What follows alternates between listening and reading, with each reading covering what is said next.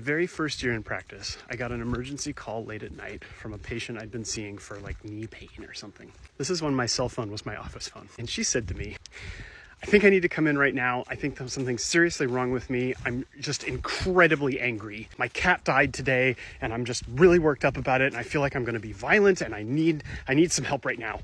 And I said, okay, meet me in my office. I'll be there in 15 minutes. And I'm thinking she's having a panic attack because her cat died. She's got some emotional stuff. This is probably just going to be a chat. We'll calm her down and just send her home for the night.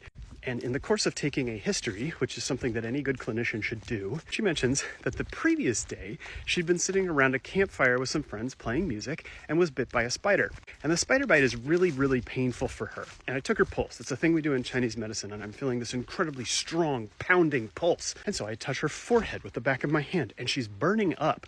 And I have a thermometer in the office, and when I got it, and I took her temperature, and she had a fever. And I said, Barb's not her real name, can I see your spider bite? This is before smartphones. That's how long I've been in practice. I wish I would have taken a picture because this spider bite was so nasty, ugly. It was blue, purple, red, giant, veiny stuff all around. And I said, Barb, I think you have a blood infection. We have this phrase, my blood is boiling, to describe anger. And if you've ever been really angry, like to the point that you thought you might hurt somebody, it feels like that. It feels like your blood is on fire. Well, hers was. So thankfully, I had the tools necessary to help her.